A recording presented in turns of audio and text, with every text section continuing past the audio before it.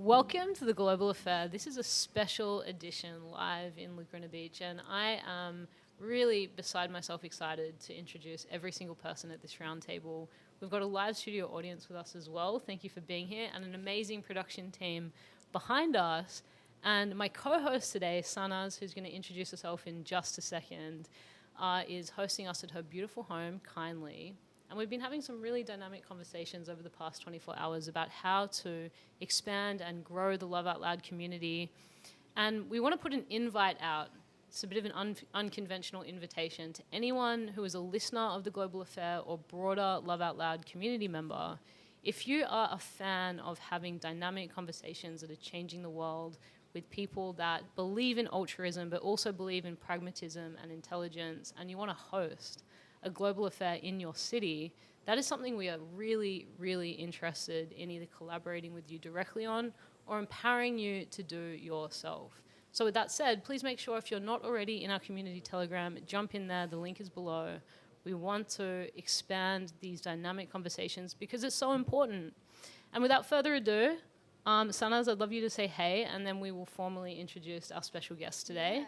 Into this conversation of connecting the dots, the synergies between artificial intelligence, digital humans, and decentralized ecosystems. Yeah, first of all, thank you everyone for being here. It's such a pleasure to be able to host Love Out Loud's local Laguna chapter at home, and I think it's important that we engage in these community discussions. And I really encourage the Love Out Loud community to find members and your friends that you could engage in these discussions with, as well as highlight some of the ways that people are fulfilling their purpose and actualizing their mission. And a little bit about me, I am an entrepreneur at heart, and over the last 5 years, my life has just, really taken a dive into finding what my purpose is. And my curiosity has me looking at the way that our civilization is being digitized and how we're evolving with technology, as well as what are the current pathways and tools towards human-centric integration of technologies. So that, has taken me down many rabbit holes, and here I am today. Sharing all the rabbit holes with you guys exclusively. Sanaz, thank you. Okay, so without further ado, let's introduce our esteemed guest, and then I'd love to pass it around the table and have you guys dive a little bit deeper into your backgrounds, your interests, your intention for this episode. And of course, anyone that's watching on the live stream, please feel free to ask questions. We're moderating, and we love you. So beginning with Gregory Israel, MIT graduate and former SpaceX professional. Gregory leads the development of Factory OS that revolutionizes manufacturing for widgets, addressing humanity's greatest technological challenges. Maybe, Gregory, do you want to begin, and then we can move over to Matt, sharing a bit about yourself. Great, thanks, Nicole. My name is Gregory. I'm a nerd from the countryside, turned into California yogi sort of dude. It's been a transformation, and along the way, got a really nice education, really passionate about just reading books and being in nature, and I think that's brought me here today. And now my purpose is to espouse purpose-fueled work and the power that has. I really want to bring the word synergy back to coolness, because I think our corporate overlords have turned that word into some bullshit jargon, and I'm ready to make synergy great again. So a little bit about me. That's a great catchphrase. We should put it on some hats. Right. Thank you, Gregory. And Matt. Hi, I'm Mathew Papish. I'm the founder and CEO of Human Digital Registry. And we're building technology. The mission is to inspire and enable every human on Earth to own, protect, manage, and monetize their human digital replications, the copy of themselves, the authorized copy. And my earlier experience in the entertainment industry, I'm always behind the creator and the intellectual property owner.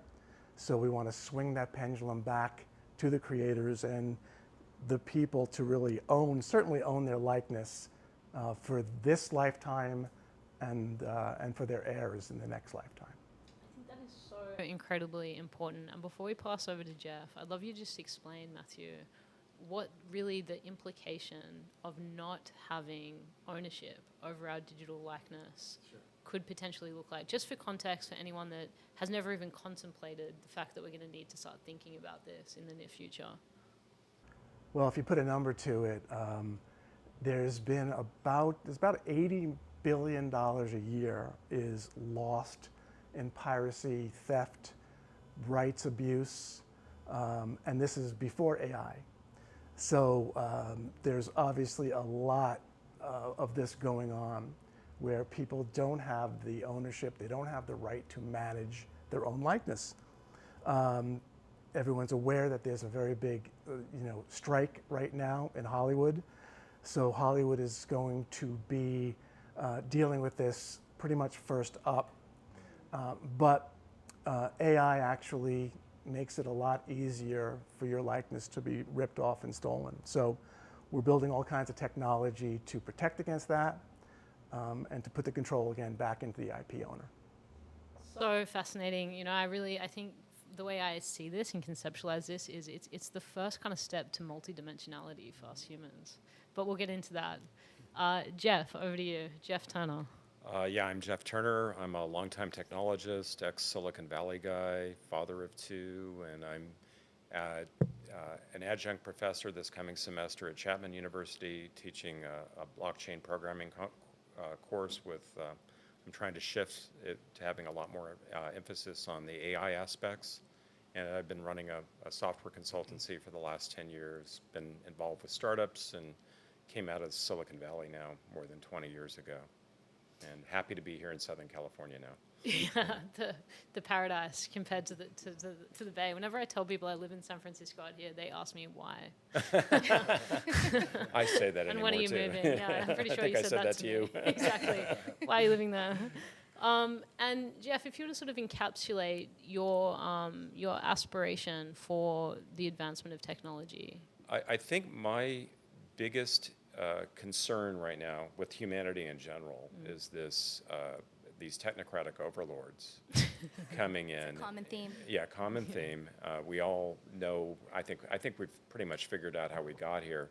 But I think fundamentally we're in a system where the shit floats to the top instead of sinking to the bottom, and we've got to come up with new organizational models whereby we can create value networks so we don't have the dark triad personalities running things. I'll put it that way. Right. I think, although sometimes you were saying we should begin with collaborative ecosystems as the first topic point, I think that there's maybe kind of some preliminary discussion to that both of you guys have referenced the technocratic overlords. So why don't we start by kind of defining power structures in our world?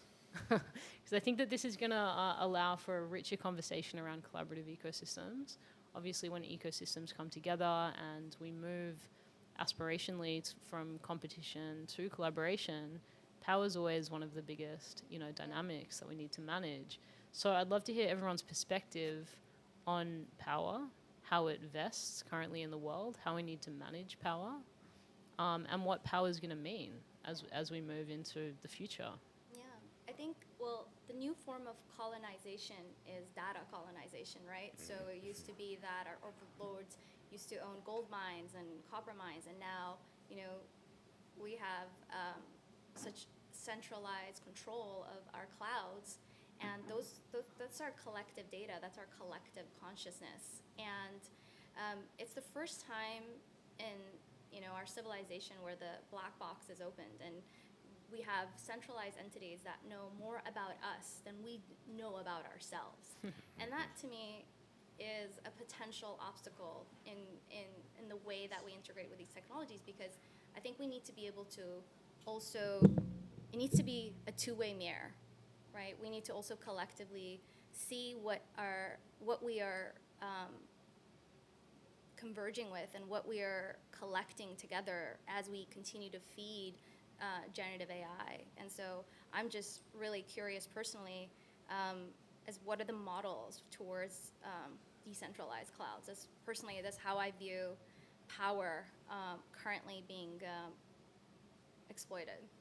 I'd like to jump in. Well, it's interesting how people say that, the world changed in the late 90s with the web, et cetera. The world really changed 6 months ago, right?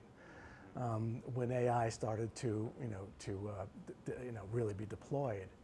And I really think in terms of power, we can definitely not look towards the government. I think it's going to be clunky as all get out. It's one thing trying to get on top of, a Twitter or a Facebook. It's a whole other thing to really get ahead of AI.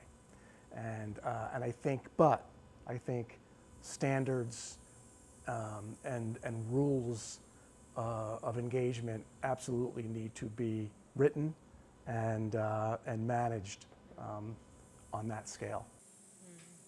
What do you feel around the kind of the intentionality of the chase for power? With those few that have maybe been able to either launch these systems that have changed the world.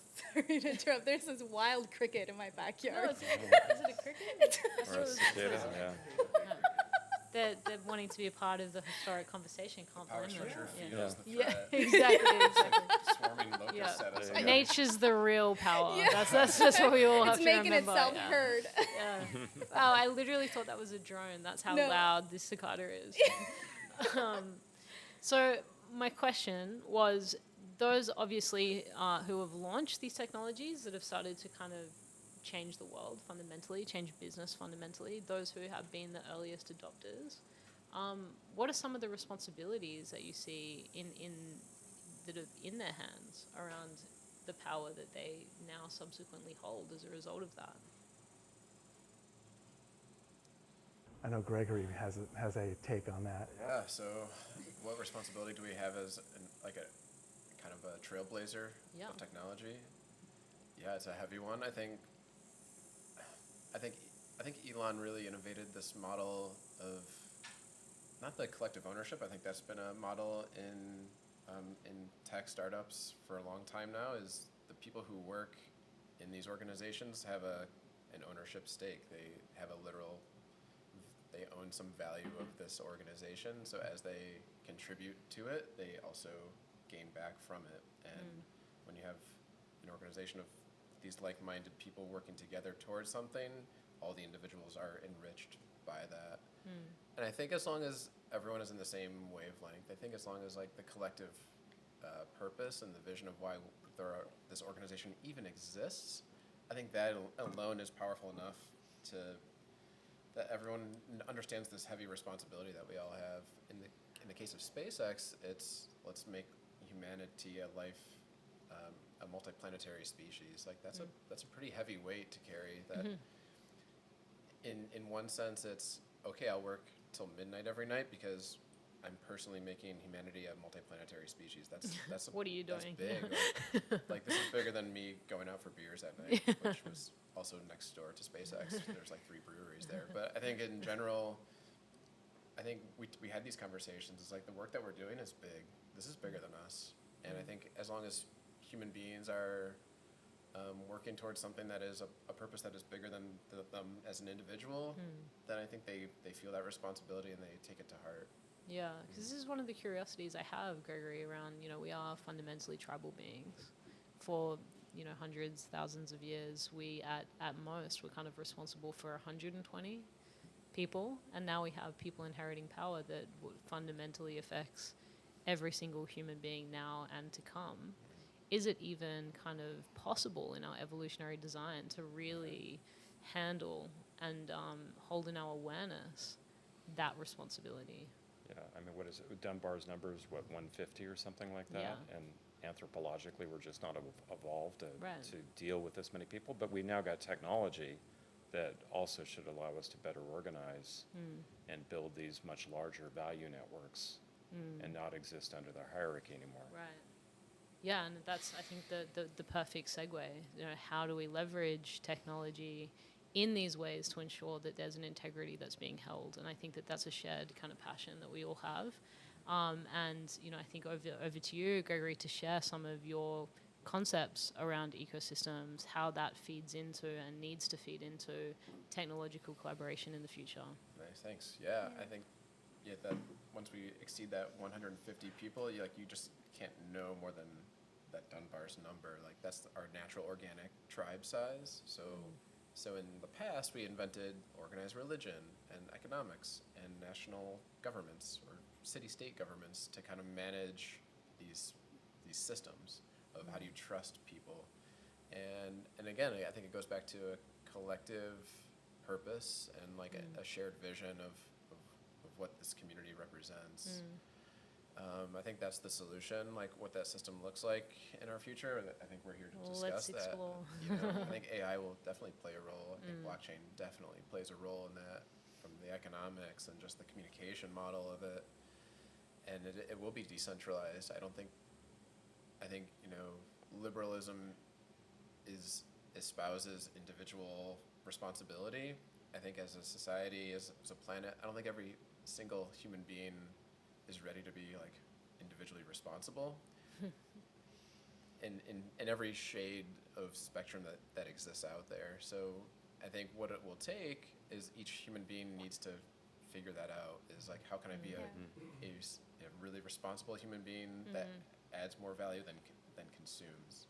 And I think only then can we live in a truly liberalized society where everyone does have true freedom and true freedom I'd love to express. actually learn about how your personal individuation journey kind of led you to this point, because you're talking about pulling a thread, right? And it's about that finding a purpose and, part of a belief system, whether you believe you have a reductive belief system or you believe that we're transcendental beings. I'm just curious how that plays into how you currently, navigate your life. Yeah, that's the spiritual journey. It's like, what is my purpose? Like, what am I here on earth to do? And that's, to me, to figure that out is step one, and to go actually do it is step two. And those are really big tasks for any human being to get to. And that is, in my opinion, what spirituality is we are endowed with some divine blueprint. It's in our unconscious bodies. And there are tools, mostly ancient tools, to access and tap into those things. But then, like, we have to be a bridge into the matrix that we live in this modern world where, like, those ancient technologies are forgotten. How do we integrate this understanding about ourselves and apply it practically into the work that we do? Yeah. And I think that's where we all have to get to in the future, is everyone's work that they do aligns with their true blueprint, because the energy that unlocks, and that expression for responsibility to go actualize that blueprint that you have takes a ton of willpower and a ton of discipline and a ton of responsibility to put the distractions away and just turn on and do the deep work that you're meant to do. Yeah, and it takes a lot of pressure off thinking that any one person could solve all these problems, but mainly if you find what your thread is and you pull that thread and you do what it is that you feel called to do, that will, be synergistic across the board for everybody. Yeah, no doubt. It unlocks your own energy, but then you'll attract, like, you'll be a magnet for others that see you expressing that, and they want to align to your vibration, and then that's it. Then you just grow from there, and then the two of the whole is greater than the sum of its parts. That, to me, is what synergy means, is we have this energetic force, and we're electromagnetic beings, and when we're magnets together, it's like a super powerful magnet. How's that showed up for you with regards to, like, different corporate cultures you've worked in? And, like, which corporate cultures best foster that, promotion of your personal self-authorship and journey as part of that ecosystem? Yeah, as a bit of background, I've worked in both, like, big Fortune 100, 500 companies as a management consultant or as just like a corporate stooge, and I've been in all these roles. And it is. Is that your official title? Yeah. Corporate stooge. I work for the man. That's how my business card. Yeah. Mo or Curly? Yeah, so I think living in that, it is soulless, and like you are just clocking in to get a paycheck. I think, to answer your question, I think tech startups really do foster this like individual expression. The companies are really small, so every person counts. In a big corporate entity, you can hide and you can sit by the beach for like 6 hours a day. I've been there, but I think in a startup, there's no room for that. Your energy is there for a reason, and you do have to contribute because they need you to, and hopefully you're there for the right reason and you want to add to this organism. organization. Yeah. Startups are such a good place of visibility for this exact thing, someone's actual willingness to roll up their sleeves and do the work and be in integrity with what they said they were going to do, because a week can go by and the impact of not doing that is so real. Yeah, that's one of the things that I love about startup culture, is it forces you to kind of grow. One of the questions I had, though, as you were sharing so beautifully about your sense of this inner blueprint that we have. One of the promises of AI, which I think many, including Love Out Loud, have started to integrate into our business to expedite the processes that once took so long, is to free up time to give more space for people to be able to be in their genius and discover who they really are. But a broad question I'd love to put to you guys is, what are the things that absolutely have to go in our society that are just total constraints to people really discovering who they are? Whether that's Ooh, that's a cultures, great systems. So what do we need to eliminate Yeah. as part of our culture or society? Yeah. As we move towards this promising future, what are the things that just cannot What have we come? learned? Yeah. To me, it would be eliminate the hierarchy. That we need to go from pyramids to canals. We need to be able to set things up so that people who put value into the system extract the value back out for themselves, as opposed to having it all flow to the top to one master or individual who maximizes their own profit incentives, instead of spreading that around to create better systems for everybody. Yeah, I mean, it's so interesting, right? Because at the same time, humans seek leadership. I think that's so fundamental. And so how a leader manages the power that they inherit, going back to the initial question, is, I think, such a big part of that and piece of that. One of the things that I learned working in community is the power of social accountability. It is so much harder for someone to act in with a lack of integrity when it's in witness. So I think transparency is one of the ways I consider we're going to achieve that. But I guess one of the existential questions, and I actually asked this on to a guest not so long ago, who kind of had a belief that really there's an innate selfishness in us as human beings. Whether or not that's our definitive nature is, he wasn't sort of black and white about that, but there is a selfishness in us. How do we manage that as technocratic overlords are inheriting huge amounts of power? A lot of the time, I think people begin really well-intended, but as they inherit power, they inevitably become corruptible or compromised in some way. What do we do about that? Well, I think also, to back all the way up to where we're at now, I think one of the first things we need to do is be polite to our AI. I always say please and thank you. Yeah, I mean, Just in case. yeah, It becomes sentient. absolutely. Digital footprint. Listen, it's learning from us, right? We're his parents. We are definitely his parents. So I always say, we're her parents. I always say, we're not building technology for ourselves, we're building it for our children. So I think that they need to feed the machine with civility and at least start there.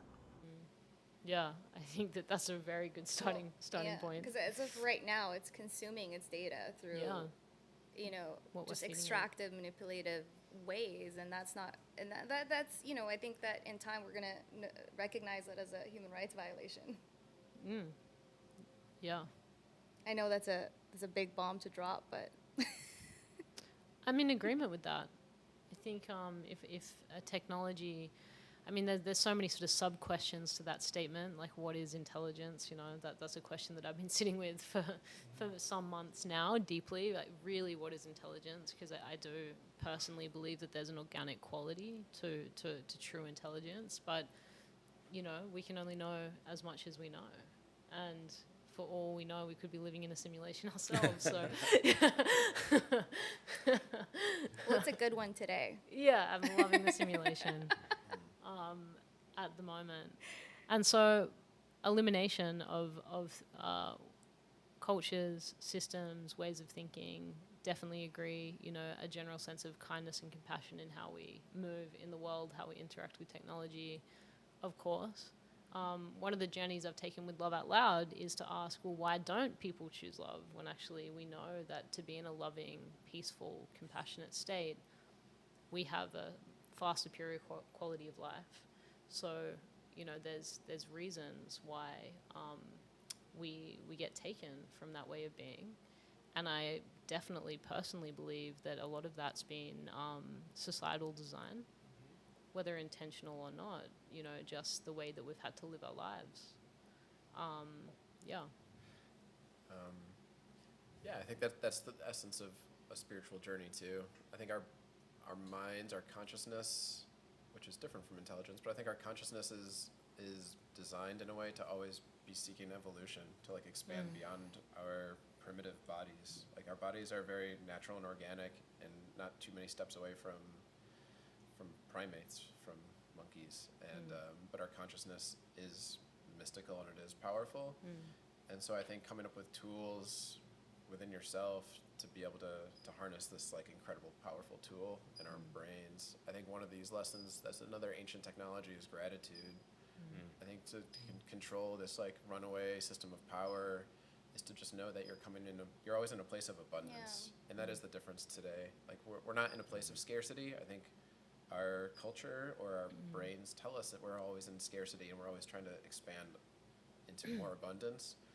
Like if we can just both rationally and like, I don't know, meditatively just accept that we are in a state of abundance, and I think we can start, once we get to that deep practice and get to that like normalized vision of this world, then we can start to build a system around that where we can make sure everyone realizes they're in a state of abundance and can like let go of this fear that we're not going to have it one day and don't have to hoard all these resources. Yeah. That's so interesting. I think that's also important to just even know where we are in time. We are ancestors to future civilization that will, look drastically different than we do currently, right? Whether we continue to be organic sapiens or we decide to augment our bodies to be able to be a multi-planetary civilization. I mean, the scope is pretty wide and the vision is pretty open, and as we build that. But for me, being like just a huge fan and geek on mythology and ancient civilizations, I just try to look at the present moment with ancient eyes and just be like, oh my God, this is the ground zero. This is where the moment we're going to reflect back on and say, what were they doing? Like, were they just scrolling and getting their dopamine hits, or like what was their life like before we decided to take this huge leap to even, like I said, even fathom the idea of being a multiplanetary civilization? Yeah, well, I mean, to kind of bring it back to the question of like what has to be removed in order to like create this new system. I think some of it is distraction. I think it's coming at life from a perspective of abundance, and again, it's doing work as an individual to remove distraction and focus on what's important for you as a person. And if you are already in a position of power, I think it's a constant practice. No matter where you are at in life, if you're someone sleeping on the streets or you're living in a $30 million mansion on the bluffs of Laguna Beach, like you're still in the same position of, am I still growing as a human being? Am I still iterating and evolving? I think we're all at a place where we're evolving, and what we evolve to is in our hands at this present moment, and that's freaking crazy. What I love about this point is it really points to the need for us to feel safe in ourselves, and kind of getting to this place where we've recognized, okay, we've evolved past the need to just survive every day, and our technology has become so exponential that I don't think our physiology has caught up to that. We haven't anchored it down, and a bit of a divergent kind of segue.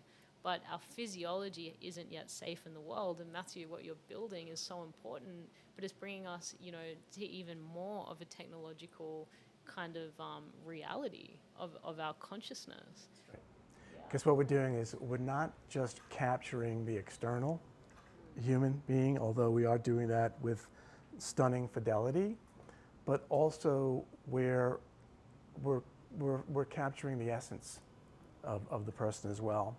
And I think, specifically. Walk us through this process. I think this is so interesting. And when Sanaz introduced me to your work, I was like, wow, I've never considered that. And now that I know that that exists, that is so important.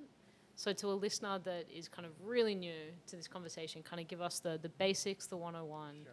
and then how you actually capture the essence of someone through that process, because I think that that's quite existential in and of itself.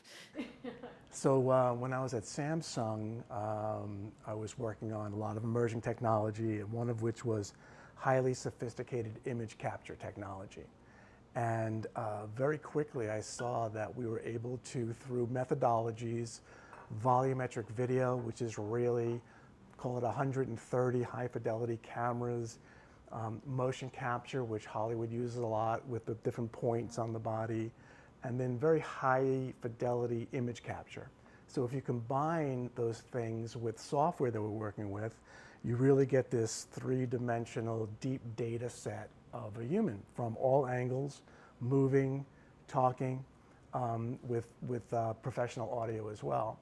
So when you're capturing all of that data, you're really able to look deeply into a person's gait, into their color, into the way they talk and move.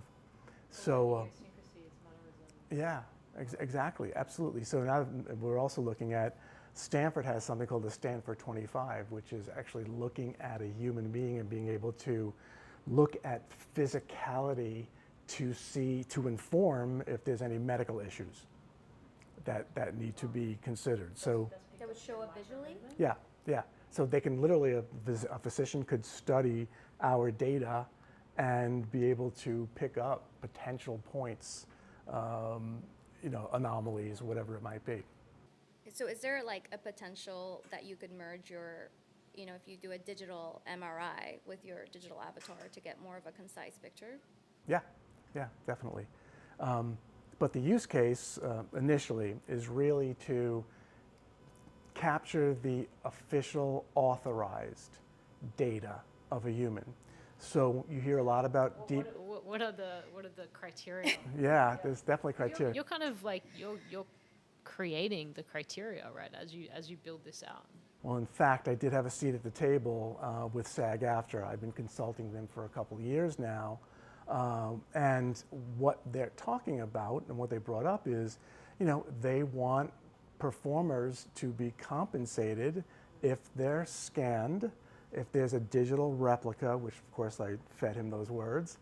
But interestingly enough, the studios came back and said, no, if we have the scan, we get to use it in perpetuity in whatever setting without their consent.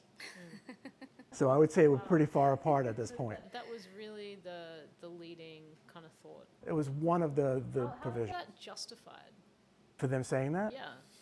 It's basically, Hollywood is, you think they're. Other than pure arrogance. Yeah. The studios are also full of lawyers. Lawyers, and they just don't know. I mean, Hollywood, is always 3-4 years behind, really, unless you have a Cameron or a Lucas, who break the mold a little bit. So that's just one of the supply chain ecosystems that need to be disrupted out of many, many of them. But the obviously, no, we're not going to let that happen. So we are getting the authorized, if The Rock comes in and we capture him, this is The Rock saying, this is my official digital assets, digital human assets. And what that protects against is deepfakes. So anything that is not authorized with Totally. encryption or watermark, How are you going to show the verification? blockchain. Yeah. Yeah. So we're going end to end with this solution, from the capture to the security. Every single decision that's made. Yeah. Scripted. Absolutely. And I think right now it's coming up in the context of what's happening in Hollywood Yeah. and the strike and being able for an actor to be able to own the digital likeness, because that actually feeds into how they monetize, even throughout their lifetime, their state, like the way that they can monetize a digital asset. But I think this is also applicable to most people that have a digital footprint, to actually start thinking about that. Hey, I've been like feeding Instagram with my selfies and, just been posting, but it's so important to actually realize that your digital likeness, it's an important asset that you have. And not just that, being able to, like Nicole alluded to earlier, being multidimensional in the way that you express your digital footprint online. Because as an entrepreneur, if I have my digital likeness and it's verified, and I'm able to exert some level of control of how it's being used, and I could, if I get an opportunity for product promotion or being able to speak at a conference, I can utilize my digital avatar to speak on my behalf if I so choose to be represented in that way. Yeah, but it is key. If you're a band and you go into a recording studio, you want to make sure that you're recording with the best equipment, right? So the fidelity is really key. You can scan somebody. Technology actually creates then the simulation, which is licensed out. Yeah. So the whole notion here is this is reusable assets. If a gaming company or a network or a studio wants to use the rock, they come through our platform, and and they know they're getting the authorized, highest fidelity asset to work with, and that's part of the platform. And that data set's available in whatever format they choose, like whether it's for the type of media that it's being used for. Yeah, yeah. The thing is with us, obviously, is it's highly sensitive data, so we never let the master data off our platform. So they work with proxies and different things, but everything is in the cloud and everything is protected. And how do you make sure our future CEOs are not corruptible? I'm relying a lot on AWS. Oh man, yeah, we got to talk about that. Do you think, Matt? Just kind of take a question there. Is like, do you think the outcome of the Screen Actor Guild and the writers' strike, like if they do retake their own power and they give actors authority of their own likeness, their intellectual property, is that an analog for the rest of the power structures? If the studios do lose some of the power, does that shift emanate throughout society? So one thing we have to remember is this is power they don't know they have yet, right? So this is this isn't even really defined at the studio level. So in one respect, SAG-AFTRA is informing them of what this is that they didn't know they wanted, right? Which was a very bold move on their part. I think this is going to take a while because this is such a big concept. I think we're positioned well for it.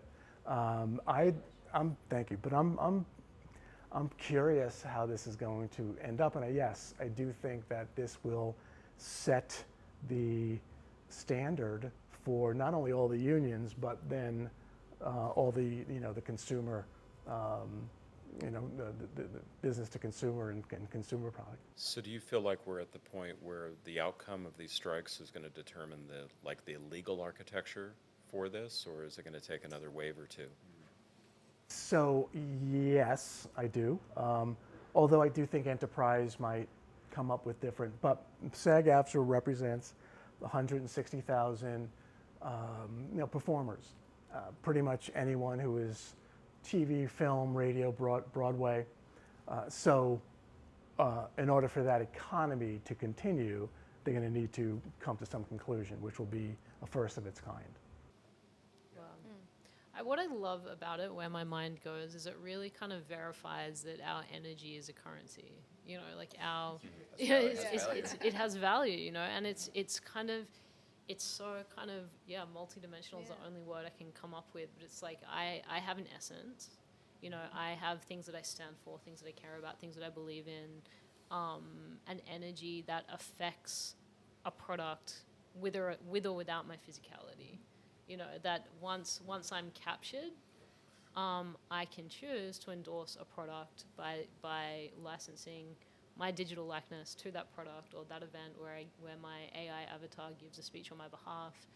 And I'm able to then influence perceivably so much more than I can influence just through my physicality, but where it really kind of then I contemplate deeper, it's an awareness that we actually already are kind of influencing on those levels. We just don't have systems to bring the true awareness, to that. And when I heard of HDR from Sunrise initially, that's really, I went into quite a deep kind of contemplation about it. I was like, wow, like this is the kind of, you're bringing to the material world the manifestation of the ways in which we're influencing things without our physicality, just through our energy. Right. And with the ownership of it, Yeah. with the ability to, That's the brilliance of the 3D yeah, system. yeah, and not letting a particular corporation or whatever just. And intentionality. That's the other thing. I think it's because when you can interact with something like this in a kind of material way, you start to become a lot more conscious and intentional with, well, yeah, what do I want my energetic signature on, and what don't I want it on, and to actually be able to see that, I think is really, on a conceptual level, it's a very cool stepping stone to, I think, our evolution as a species. I just want to acknowledge. Oh, that's a very good point. Yeah, Yeah. I didn't even think that. This is the point in our time where we're evolving into these avatars, essentially, right? Because I could be living in an alternate entire reality in VR, right, with my digital avatar, right? And so I think this is just that beginning of that universe. Experientially, like, how will that be? Will our, in some way, our consciousness with our digital likeness coupled with an AI simulation, can this actually come into our lived experience through our consciousness? Like, can technology advance to a point that my AI is presenting at a conference on the other side of the world, and I'm actually presently experiencing that in my physical consciousness? Like, Yeah. is that where this goes? I think this is where, like, I'm curious, and like, when things like this come up, I always I think about you, Jeff, and I'm like, what are the, like, ethical implications of, like, because we mentioned that this is on AWS, or be transparent on blockchain, but like, where in this whole thing can we have a bit of discernment? Well, my LinkedIn profile says decentralized AI, and I feel like that's where we need to go with this. We can't have custodians like AWS holding the data. No. We have to get into trustless models where it goes back to that Dunbar number. We in order to scale and keep those emotional connections and manage our human systems, I think what we have to do is to have much more efficient ways of doing that without having to rely on individual trust between parties. Yeah. And that's where decentralized tech and blockchain and Web3 come on. But that has to be built out, right? Because I think as Oh, of right now, like yeah. AWS it's a wonderful platform for these technologies to be able to do what it is that they want to do in these cloud services. But you do have a vision, right? For a decentralized. Like, I'm just wondering, like, what would it take to get there? I'm intuitively, every time I hear somebody say AWS or cloud, I have this visceral reaction in which I think, oh God, don't trust another centralized party to hold your data or to do your processing.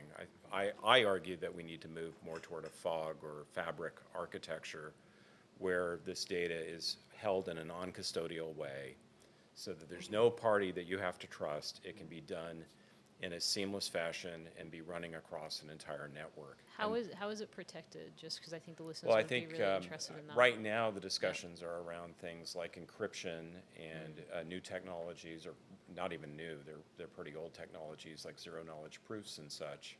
You can prove something about data without revealing what the data is. There's some new systems coming online. There's a set of arguments in the AI community. I heard the guy who's from Stability the other day say, well, zero knowledge is not going to be really the way it goes. We're going to do tokenized access through encryption. So you're going to create a token for the individual Hollywood celebrity who owns their own product and hasn't turned it over to the studios, for example. And they're going to be the ones who allocate who gets access to that. So I think that that's ultimately the direction that this all goes. It's going to take quite a while for standards to fall out and for people to figure out what are the base systems that we're all going to build on top of. There's different blockchains. Yeah. I think, Matt, you're using Ethereum, right? Yeah. Is there a necessity to having like a digital wallet that stores all this information? Well, the wallets generally are, like in the case of blockchains, when you hold Bitcoin or something like that, it's not actually sitting on your wallet. It's just, it's a ledger entry on the chain itself. But I could potentially hold my digital avatar in my wallet? Yeah, and then you can delegate it or create federated. I want to go create a movie. I mean, I see the potential with Matt's tech you go create a movie, you just pull together all the AI personalities of those individuals, Hollywood blockbuster. program them, and boom, you've got some new form of content. I mean, that ultimately could be where we wind up with this relatively soon. I do believe that is the ultimate ownership model, you know. I think this decentralized model is going to be beautiful, and it will totally reorganize this pyramid power hierarchy that we're currently sitting in. But it still goes back to that. It's like, as an individual, once you empower even a Hollywood celebrity who already has relatively high amount of power in society, when you empower them with Maybe not. greater we're not quite amounts, sure. it can still be abused, and it can. Yeah. And if they're not really clear on their intention and like, what kind of ethics they want to represent when their IP is copied worldwide without really them being conscious of it, then it's like that's dangerous too. This really, to me, solidifies why it's important, I think, during this time on planet Earth as a human being to really get clear on what it is we stand for, because we're going to need to start making, decisions with a level of intentionality I don't think has ever been so important, and so many people can't answer a simple question like, what are the things that you really value? What are the things that you really believe in? And I guess like kind of those basics of personal development, really encourage any listener. I think most of the listeners on The Global Affair have kind of done that work, but people that that maybe aren't prepared for the world that is emerging, to just have maybe one of these gatherings and invite them to come and listen to conversations that introduce the importance of this. Because I can imagine to never have contemplated kind of meaning and what that is in your own life, as we move exponentially into this new world, it could feel overwhelmingly meaningless. But it could also feel overwhelmingly meaningful if that's directed in the right way.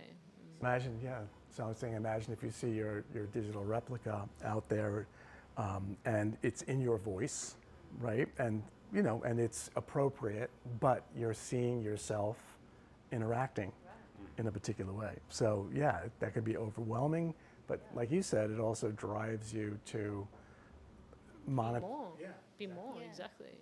Well, I think you guys say this really well when you say human-centric use of the technology, because to me, that's distilling it down to a lot of the first principles by which we have to deal with this stuff. Yeah. I talk to so many people, they just want to run off and become Amish with the rate of change that's going on right Absolutely. now. I don't think Can't that's blame the them. answer. Can't blame them. And I don't think becoming a technocratic transhumanist is the answer either. Yeah. So there's got to be some in between.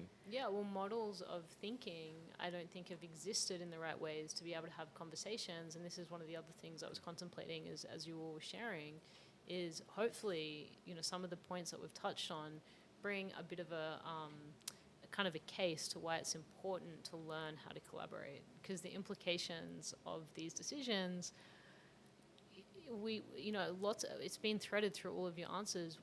This is going to take a while for us to figure out. And so if we go off in our own silos and we inherit, power in our individual ways, we have no idea kind of what we have. So many blind spots, I guess, is the sentiment there. And one of the things I'm really grateful is that every person here actually lives, within the community. Like, this is what I found, like, just going down the rabbit holes of trying to figure out, like, where I am in time and, what technologies can I integrate with. Like, everyone here is, like, from my backyard. And so this is where it kind of gives me a lot of hope for just our audience listening. Like, find people in your community that are interested in that. You'd be surprised.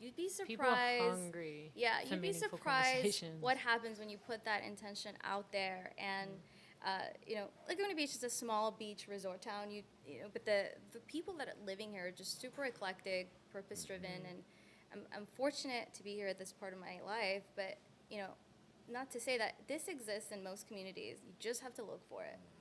Or create it, or create it. Yeah. I think that is a responsibility for those who have this awareness is to share it with those around them, including family members. That I think that was a life-changing moment for me. Was the serendipitous meeting of a deep friend of mine who asked the question, what's your story? What's your What's your narrative deal, of your man?" life? And then this was a Brene Brown podcast. It's like, what are the 3 core values? But pick 3 words that you get just fired up about, that raises a passion and a fire in you. Those are your core values. Pick 3 of them, because you can't be everything to everyone, and zoom in on those 3 things. And then once you can iron out those words and stay really tight with those, that's your purpose is interwoven with those 3 core values. Yeah.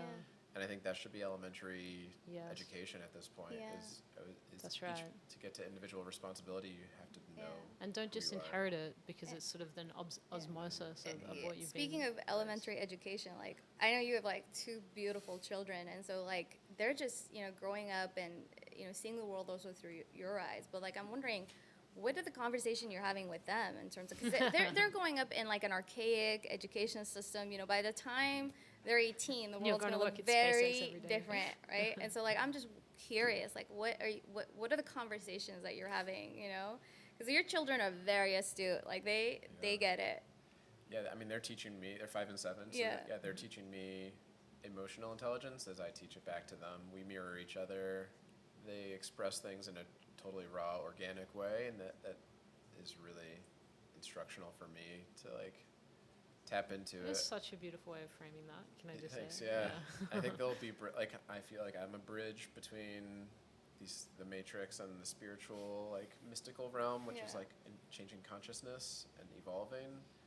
But we have to integrate it into the modern society that we're in. So yeah, they're in public school in a very suburban Orange County town, and then they come out to Daddy's house and they're with nature, and they're in the ocean, and we're up in the mountains, and we teach each other to express our feelings in the moment, to be Yeah. really present for each other, and to just, when we're together, we're with each other. Yeah. We're not our heads aren't in the past or in the future. We're right now. And what is their relationship with technology?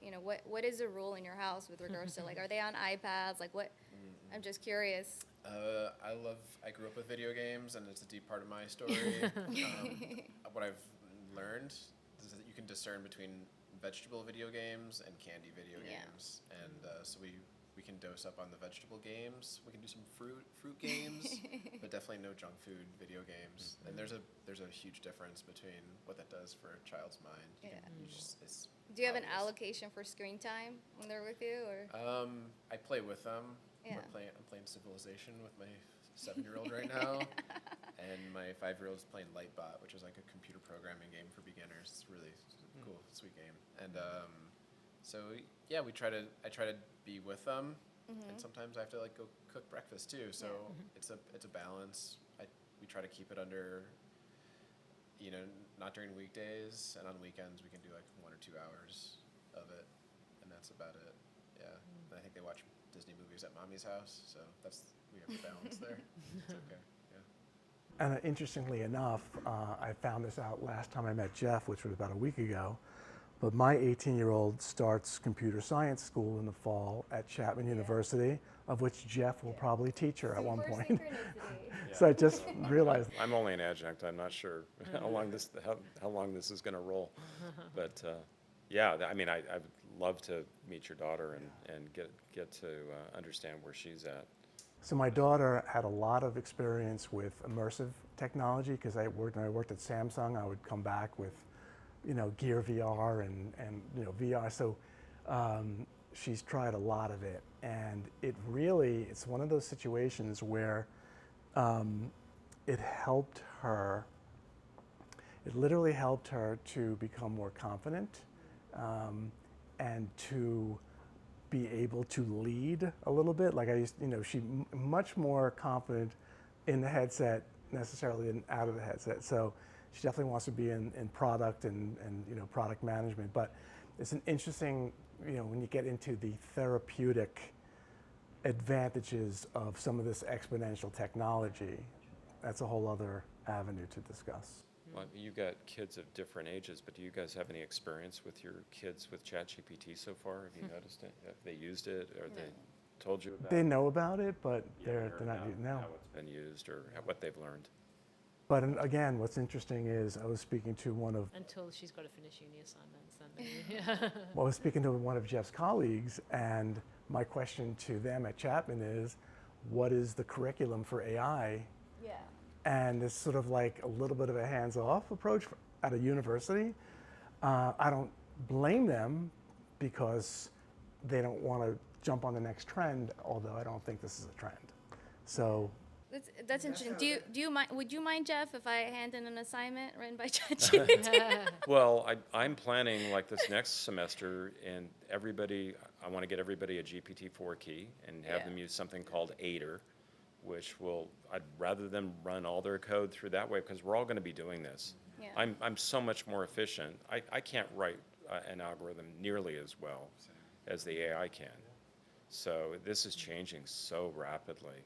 It's just hard to predict. Yeah, we're all encouraged at work to use ChatGPT to run our code through it or to draft a blog post, whatever it is. Yeah. Like, just it just proves how early we are, right, at the foot of this mountain. And the crazy thing, this has only been like 6 months that, Yeah. and I can't imagine what it's going to be like 6 months from now. This is why I think it's like such an important time to record conversations like this, because Yeah. this is going to serve as part of that archive of conversations that we can reflect back on and be like, what were they doing and what were they thinking? What questions were they asking? Well, I personally decided to show up as the Pink Panther today. So.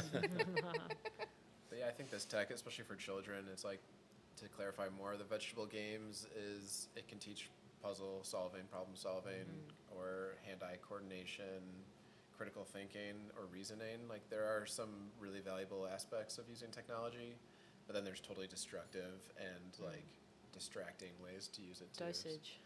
And dosage too matters, Yeah. yeah. So that discerning that is again another one of these like elementary education things that we lack in our education Yeah. systems today. It also Yeah. seems to me that it's going to help the autodidacts, the people that can be self-taught, that can learn it on their own. If they can interact that way, Yeah.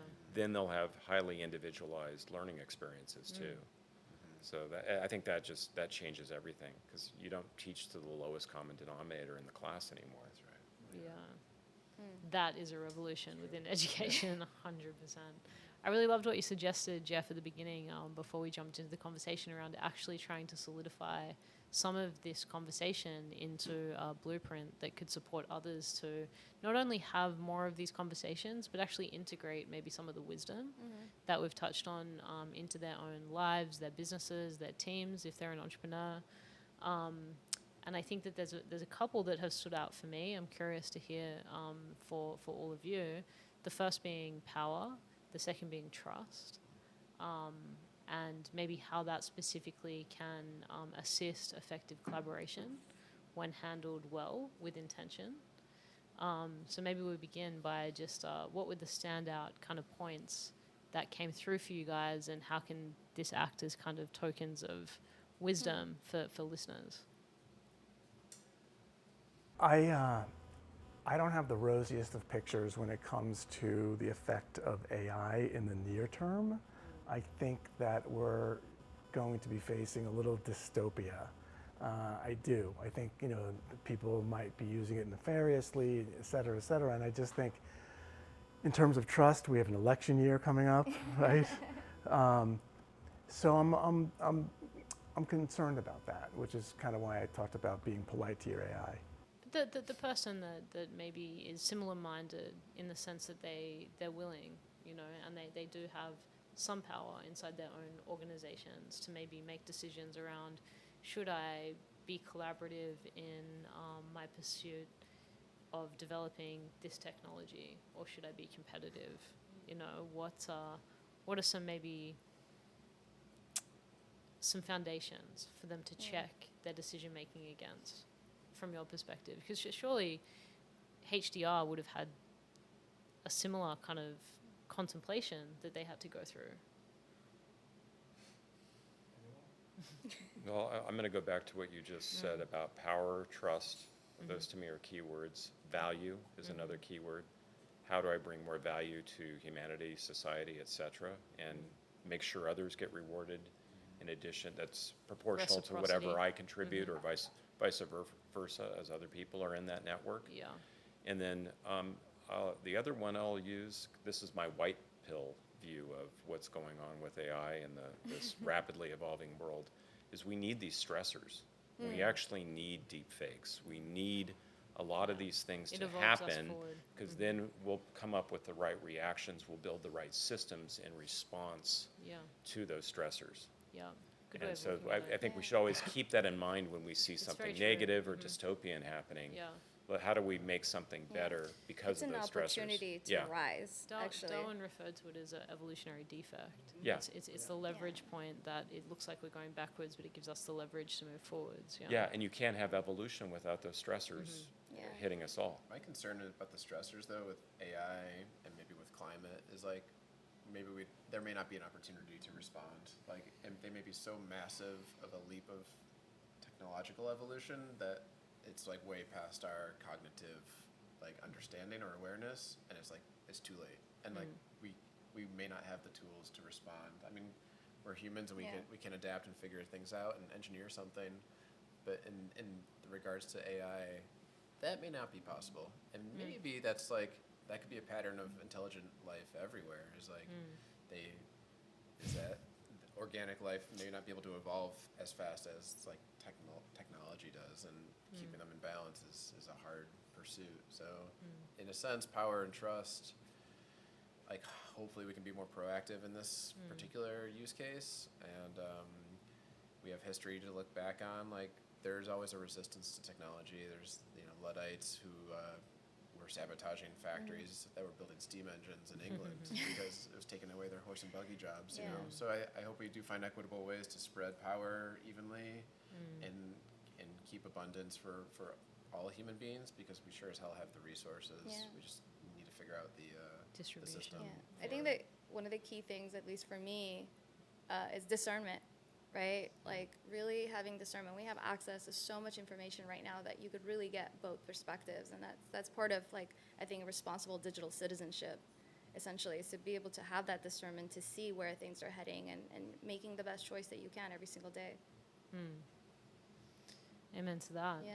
I'm curious to see if there's anyone that's listening in the room with us that has any questions before we bring in some of the final kind of comments and close out. Anyone on this side have any questions? I'm just soaking it in here. Maybe key contemplations and takeaways. This is not my field of expertise by any means. It's been very new to me, but I'm coming back to something that was mentioned around the blueprint, right? Our original blueprint we have. I'm curious as to the evolution of AI. What's the possibility of how we can actually utilize it Reframe the question. to progress that, to be able to be empowered to bring ideas forward, to make a contribution to society that is truly generative in the purest sense. So just to sort of to listen to the question again in case that wasn't audible. So how do we bring our consciousness with our AI blueprint together in a way that can really be generative for humanity at large? Probably a question for you, Matthew, maybe? I was thinking a lot about legacy as we were having this conversation, and I think that the opportunity for legacy is sort of so present more than it's ever been.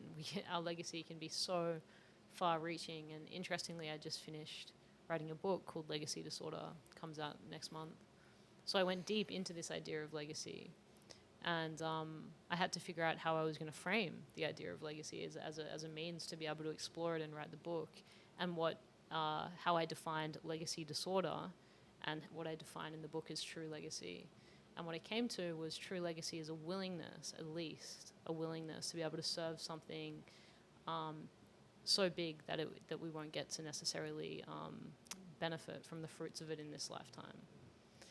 And as I'm listening to this, I'm sort of thinking to myself, exponential technology is really going to give us I think so many of the rewards that the kind of the heroes of the past had to wait centuries, post death to get Yeah. acknowledgement for. Yeah, we're accelerating time. Yeah. And feedback. Yeah. Yeah. What about our live stream audience? Do we have any questions? Let's see, but I'm curious, was this Yeah. sort of an extension Yeah. of that thought as I... Yeah.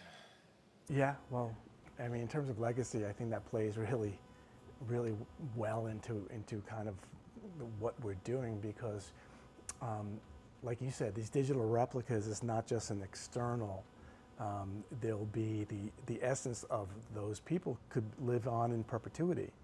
So I do think that there's something about the way that you appear in the world now, knowing that sort of your format could be living on forever may affect the way you think about legacy. Actually, as an idea, so could I have a family album of like, my grandfather, my grandmother, right, captured as digital avatars for my future children to interact with? Not only could you have it, but they can literally be speaking to your future children exactly the way it is, and interacting. Is there any resistance that you've had in terms of like, I think we talked about this briefly, where I asked you, can we capture a grandfather? And you're like, yeah, you can, but there's some families that have some resistance to it. What is the resistance towards? So I actually have a resistance to capturing my father.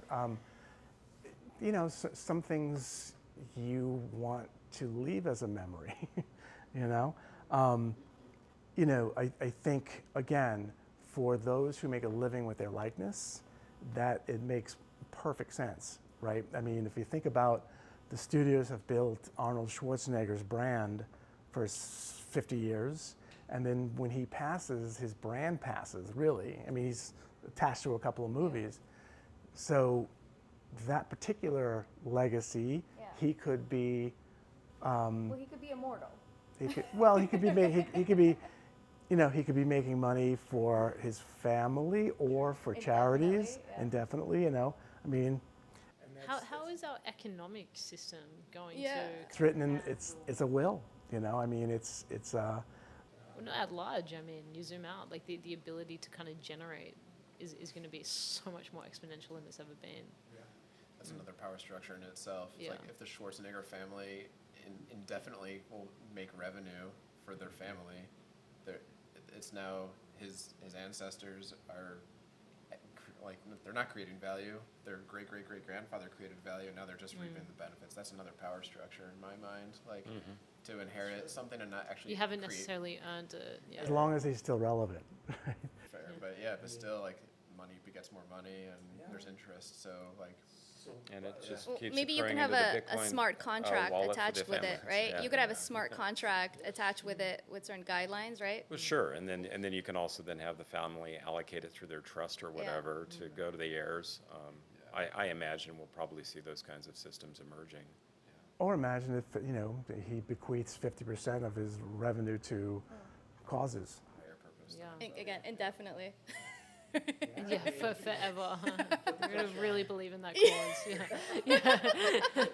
Except all of this takes it out of these centralized power structures and helps to decentralize and spread the value. Or something that the So, family kind of has the yeah. rights to kind of influence and change over time. Yeah, our whole model is our customers own their likeness 100%. Like, we're not getting we don't want to be in the Arnold Schwarzenegger business. In the background. It seems like so Interesting. much of the work you're going to be doing here is figuring out the legality and how to create the legal structures to handle all that. Yeah, definitely. And that's kind of what I've been prompting SAG-AFTRA, at least in terms of use and compensation.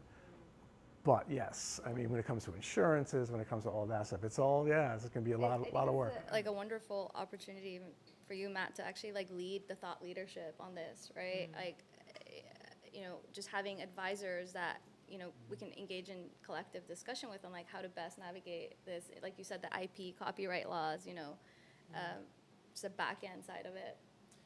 It's the first time you can monetize legacy, essentially. Yeah. And that's a new concept, legally and spiritually, everything.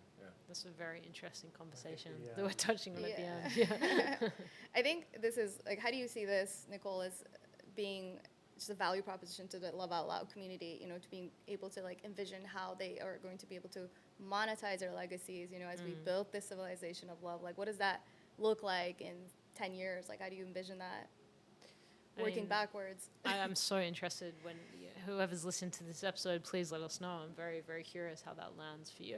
The way I see it, you know, on from an intrinsic perspective of motivation, I think that there's some very powerful motivation that's present, which is what we're going to need, I think, to come together and propel, you know, ourselves and each other to work towards true altruism.